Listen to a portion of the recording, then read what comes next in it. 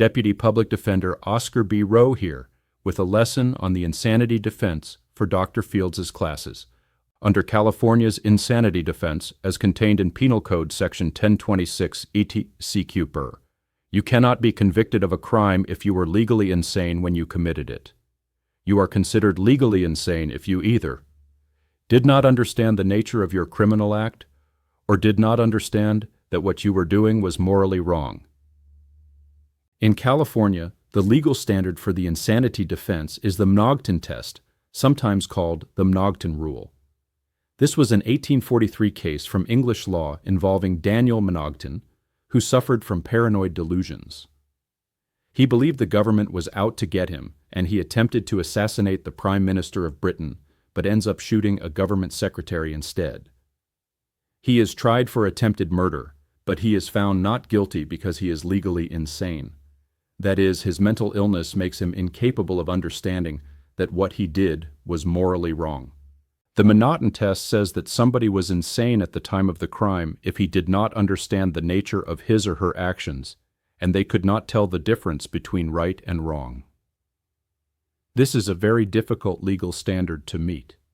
For example, if the person fled the scene of the crime, tried to cover his tracks, or took evasive action, that would be considered evidence that he understood the difference between right and wrong, or at least knew what he was doing was wrong. In insanity defense cases, I would normally enter a dual plea, a plea of not guilty and a second plea of not guilty by reason of insanity, NGRI. At trial, the jury would first have to determine whether my client was guilty of the underlying crime. If the jury finds that they didn't commit the crime, then the case is dismissed from there. However, if the jury finds my client guilty, then the case moves on to what is called a sanity hearing. The court has to determine whether the person was sane or insane at the time of the crime. If the court determines that he was insane, then instead of going to prison, the person would be committed to a mental facility until such time as he regained his sanity. I am not required to enter a dual plea. We could go straight to NGRI if it was clear and obvious that the person committed the crime, but also clearly had mental defects which would show legal insanity. This strategy is rarely used as it limits our options by essentially conceding that he committed the underlying crime. A defendant who pleads the insanity defense is required to prove that he was insane when the crime was committed by a preponderance of the evidence. This means that they must show that it is more likely than not that they were insane. Contrast this to the beyond a reasonable doubt standard of proof that the prosecution must meet when it comes to the defendant's guilt or innocence. Beyond a reasonable doubt means that the evidence is so strong that there is no logical explanation other than that the defendant is guilty.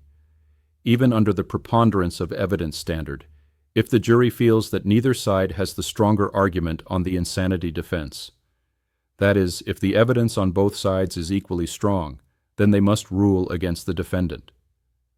A question people have is, if a person is found not guilty by reason of insanity, and they're committed to a mental institution, will they ever get out? Since I am an attorney, you know the legal answer is, it depends. If they have been institutionalized for the maximum sentence for the underlying crime, say 10 years for robbery, then they would most likely be released. However, the person may be further confined if the person still has a diagnosed mental disease or disorder and poses a substantial danger of physical harm to others.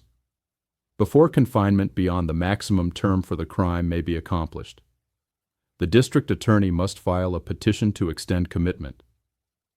At this stage, the burden is on the district attorney to prove beyond a reasonable doubt that the person still has a diagnosed mental disorder and represents a substantial danger of physical harm to others. Such extensions are for a 1-year period, but can potentially continue for the lifetime of the offender. However, in murder cases, or in cases of a life in prison sentence, they rarely ever get released from the institution. An example where I have used the insanity defense. Rowe, a schizophrenic man, grabs a boy from the park and takes him to his house because he believes God told him to. When Rowe was later charged with kidnapping, we claimed insanity because he did not understand that what he was doing was morally wrong.